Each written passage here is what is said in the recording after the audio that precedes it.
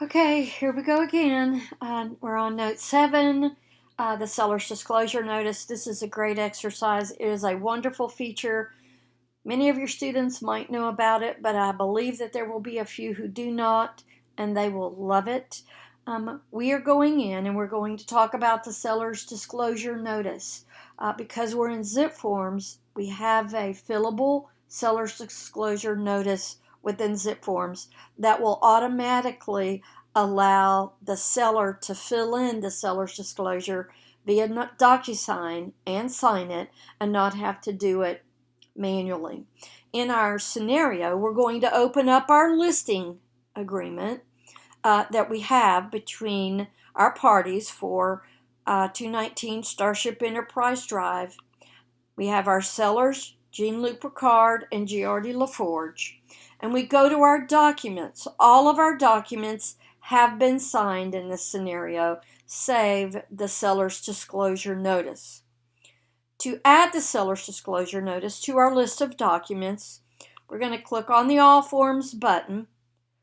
We select all the libraries, and I've already have the search criteria filled in, seller's disclosure, the first part of it. And then under Texas Realtors Library, there is a seller disclosure notice dated 9/2019, so it's the latest form. And when I point to it, notice the form number 1406. 1406 is the only form that this works for. If I click on the drop down arrow and click add form, it will add the seller's disclosure notice for me. I'm going to close the library.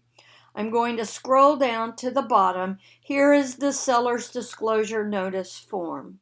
I can open it and look at it, and it fills in the property information, but it does not at this point display the fillable fields within this form. Boy, that's a mouthful.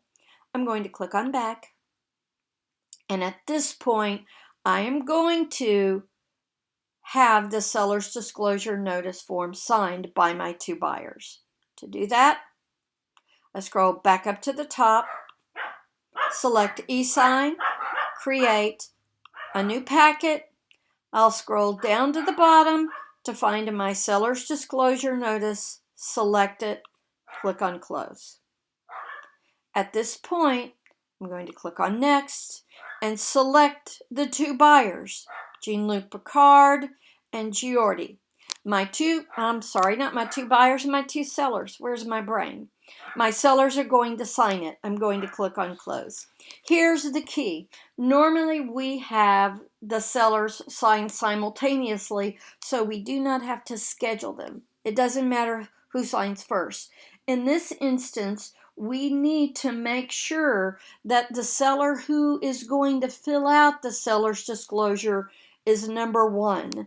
They will then fill out the seller's disclosure, sign it.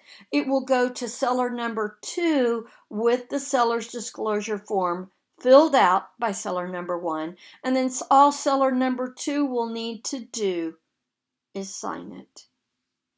It's magic. I'm clicking on next. When I go to next, it will take me to DocuSign. You're going to be amazed. Hold on. This exercise makes you look good as a trainer. I am now on my seller's disclosure. Notice the seller fillable forms that seller number 1, Jean-Luc Picard, will fill in. He will sign it, and seller number 2, Geordie LaForge, will only be required to sign it. Here are a few things to keep in mind. The fields are not mandatory, so you need to double check and make sure that seller number 1 filled them in correctly. The second thing that you need to keep in mind is seller number 1 will need to fill it all out in one sitting.